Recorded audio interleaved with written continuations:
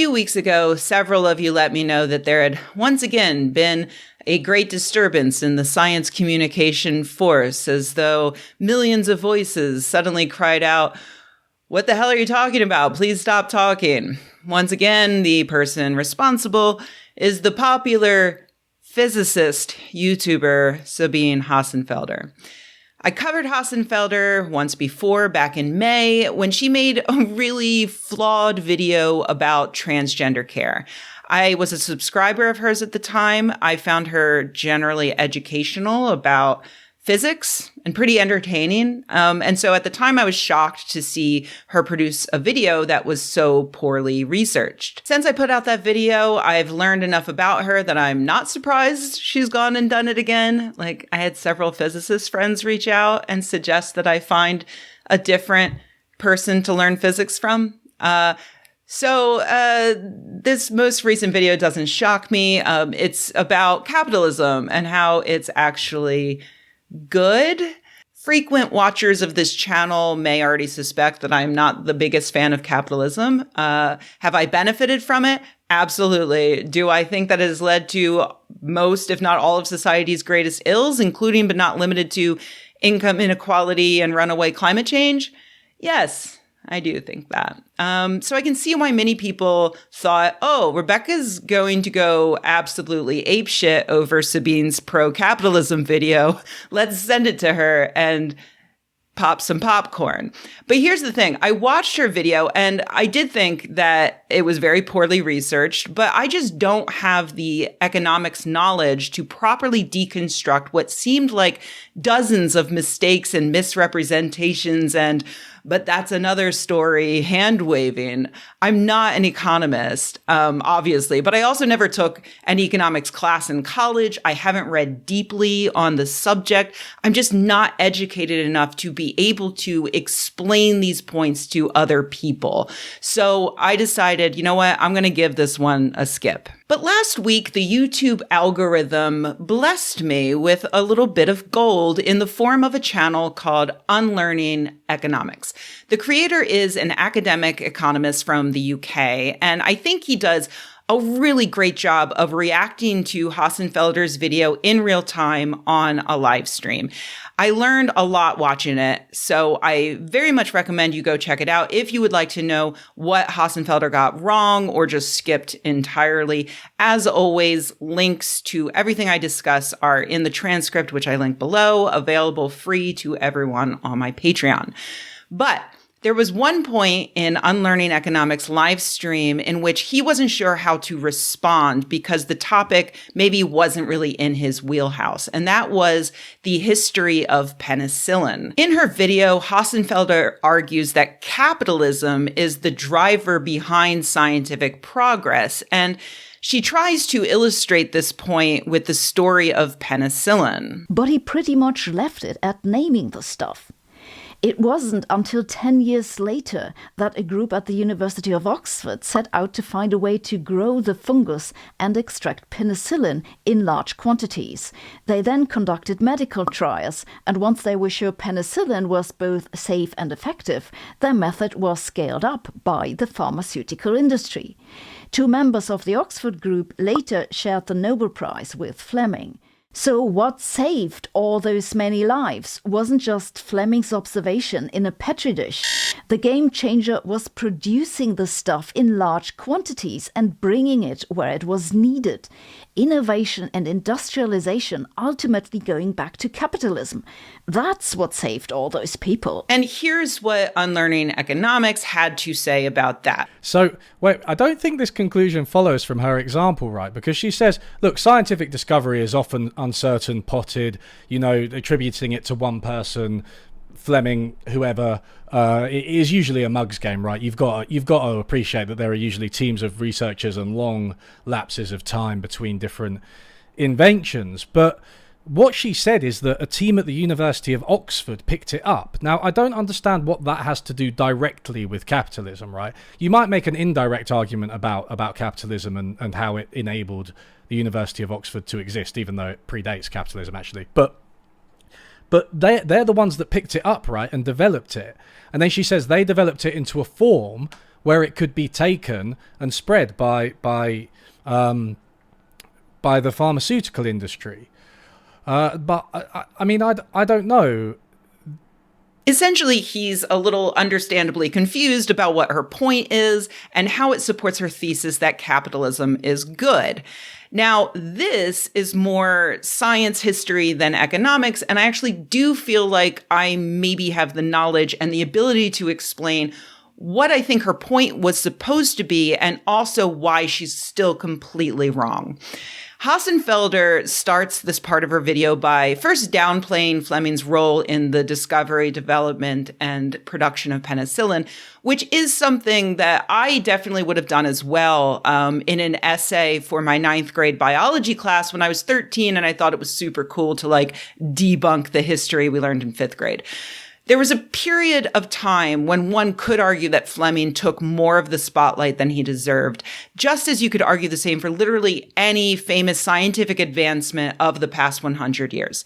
Yes, of course, prior research had shown that fungi and bacteria kill each other. Hassenfelder starts in 1871 with John Scott Burton Sanderson, but ancient cultures around the world have used fungi to stop infections for thousands of years. The difference is that with time and effort, scientists were able to get more and more specific as to which fungi worked and then which illnesses it could and could not help with, and then what actual substance the fungi was producing to do the job, and so on and so forth. It's the exact same thing that we see over and over again with most of science history. Ancient cultures know that this, something works somehow and they incorporate it. And then over time, as the scientific method begins to be employed, we narrow down exactly what is happening and everybody is happier for it. So yes, Hassenfelder is correct that Fleming discovered the substance penicillin, but she says that he left it at just naming it, which is not true. He was not a chemist. So unlike Hassenfelder, he acknowledged his lack of education on the topic, and he found someone in the correct department to try to get things right. Unfortunately, the chemists he hired were unable to isolate the chemical compound. So with nowhere else to go, Fleming published his paper in the hopes that someone would pick it up in the future. And luckily, that is exactly what happened. As Hassenfelder correctly states, 10 years later, a chemist at the University of Oxford, Ernst Chain, found Fleming's paper and used an interdisciplinary team of researchers to explore the idea of penicillin's antibacterial properties. And by the way, Fleming was all too excited about this and happy to help in whatever way he could.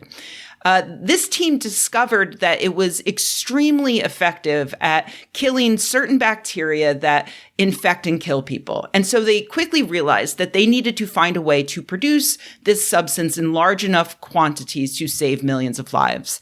I'll pause here to stress that Hassenfelder uses this story to argue that capitalism is why science took off. Capitalism is a system that distributes these resources without anyone needing to have an overview, just by interactions between traders. It's pure genius if you think about it. And that's why science took off, not the other way around. Thus far, in the way that both I and Hassenfelder have described it, capitalism has played no real part in the story. For instance, the University of Oxford predates capitalism. Ernst Chain and company were not working for a for-profit pharmaceutical company. But in actuality, the story is really the story of how a pure capitalist society would have prevented the discovery of penicillin. Were it not for certain things, capitalism would have gotten in the way. For instance, Fleming was only working as a doctor because he had been working in a shipping office just to make ends meet. But then his uncle died and left him a bunch of money, and he was finally encouraged to go to medical school. Also, Ernst Chain, the main guy in charge at that Oxford lab, published a remembrance of his time at Oxford. And he wrote, That penicillin could have practical use in clinical medicine did not enter our minds when we started our work on it. A substance of the degree of instability that penicillin seemed to possess, according to the published facts, does not hold out much promise for clinical application. If my working hypothesis had been correct and penicillin had been a protein, its practical use as a chemotherapeutic agent would have been out of the question because of anaphylactic phenomena that inevitably would have followed its repeated use. From the scientific point of view, however, the problem of purifying penicillin and isolating the substrate on which I thought it acted was of interest and hence well worth pursuing. He goes on to say, I started to work on penicillin in 1938, long before the outbreak of the war. The frequently repeated statement that the work was started as a contribution to the war effort to find a chemotherapeutic agent suitable for the treatment of infected war wounds has no basis. The only reason that motivated me was scientific interest. I very much doubt whether I would have been allowed to study this problem at that time in one of the so-called mission-oriented, practically minded industrial laboratories. The research on penicillin, which was started as a problem of purely scientific interest but had consequences of very great practical importance, is a good example of how difficult it is to demarcate sharp limits between pure and applied research. That's right. One of the guys who is most responsible for the production of penicillin during World War II directly contradicts Hossenfelder's statements, making it crystal clear that his team's hypothesis was that this substance had no practical medical use and therefore no interest to a capitalist who might buy or sell it. They were working out of pure curiosity, pure scientific interest. If they were working for a pharmaceutical company, their research would have ended before it started because there simply is no reason for a company looking to turn a profit to spend time and money exploring ideas that are inherently unprofitable. Period. End of story. Okay. It's actually not the end of the story because now we get to the part that I think is Hossenfelder's main argument for capitalism good. Though nothing she says supports her weird statement that capitalism leads to scientific progress. She doesn't even try to support that. But the pharmaceutical industry is part of the reason why chain scientific progress was able to be mass produced in the United States and the United Kingdom. At first, creating more penicillin was wildly inefficient and required the team to gather every container they could find at Oxford, from coffee mugs to bedpans, in order to farm the substance. In fact, Oxford's farm employed 6 women that were known as the penicillin girls. Their entire job was to farm as much penicillin as they could. Every bit of penicillin they collected wasn't even enough to save their first human patient from dying of his infection. They needed a lot more. But the British government wasn't convinced that it was worth investing in the necessary equipment when their industry was already fully focused on a now ongoing war effort. So the nonprofit Rockefeller Foundation gave the researchers enough money to fly to America to plead with the pharmaceutical companies there to start producing penicillin. From Hossenfelder's video, you might get the impression that the pharmaceutical companies rose to the challenge and saved millions of lives at the end. But that's not what happened. The pharmaceutical companies were not convinced that this was worth their time. They were already making a lot of money producing other chemicals. Luckily, one Oxford researcher, Howard Florey, was old friends with Alfred Newton Richards, who was at that time chair of the Committee on Medical Research at the U.S. government's Office of Scientific Research and Development, which was specifically set up to direct funding towards research that might aid in the war effort. Richards was convinced by his old friend, and so he lobbied the head of the pharmaceutical companies, telling them that not only was it their patriotic duty, but they would probably be rewarded with tax breaks and federal funding to help out. Pearl Harbor was bombed in the coming weeks, leading to the U.S. military to start demanding vast quantities of penicillin in preparation for D-Day. That, combined with further scientific research suggesting easier ways of manufacturing penicillin, finally convinced the pharmaceutical companies to get to work. They streamlined the process and were soon producing the necessary amounts of penicillin to save millions of lives. As you can see, the real story is a bit more complicated than capitalists stepped in to produce medicine that scientists were otherwise unable to produce. At every step, capitalists had to be sidestepped or cajoled into helping. But still, you might argue that were it not for the capitalist pharmaceutical companies, regardless of how hard it was to convince them to participate, the US and UK would never have been able to produce the amount of penicillin they needed. Therefore, capitalism must be good for something, right? How might history have changed if capitalism had never come into being? And usually that's the place where I would have to throw my hands in the air and say, sorry, I'm not an economist and I don't know what the world would look like without capitalism, or what exactly a less destructive system would look like and how it would respond in a situation like this. So I can't answer the question. But I can answer that question, sort of, thanks to Australia. Despite the fact that I've only just mentioned Australia, they actually played a very important role in the history of penicillin. That Oxford researcher I mentioned earlier, Howard Florey, the guy who used the power of friendship to convince pharmaceutical companies to step up, he was Australian. And he did so much work that he was the third guy to share the Nobel Prize along with Fleming and Chain. But Australia played another role in this story. Like the US and the UK, they also had soldiers in World War II, and they also needed a large amount of penicillin, but they did not have a strong private pharmaceutical industry to ask for help. What they did have was the Commonwealth Serum Laboratories, a government body founded in 1916. Over the years, they were responsible for producing insulin for Australian diabetics, as well as for developing vaccines for things like tetanus and whooping cough and polio and other diseases. And so in 1943, the Australian government authorized the funds necessary to produce penicillin using their own factories, quickly ramping up to make enough for the entire military, as well as an extra supply for Australian citizens to use. The Canadian government also financed their own production facility. Howard Florey visited authorities there to try to argue for its necessity, but they weren't convinced until they saw ongoing clinical trial results that showed that this was kind of a miracle drug. At that point, the Canadian government spent the equivalent of about $20 million today to buy and refurbish a building at University of Toronto and began mass producing penicillin for their own troops and citizens. Obviously, capitalism is still present in these stories because these are capitalist societies, ultimately. Even the decisions made by governments are impacted by capitalism and by money.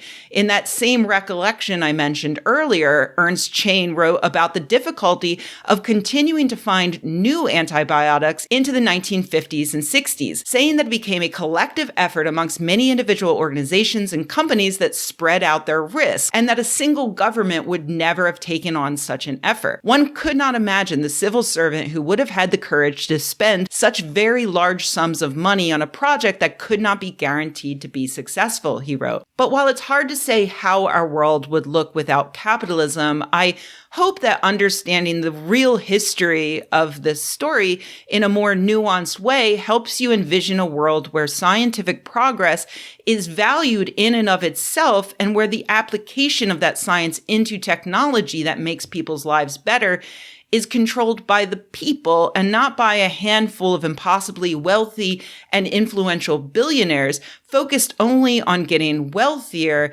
and growing their businesses to the point where they can do things like prevent half of the planet from accessing life-saving vaccines that were developed with public money, just to name a random example. Okay, come on.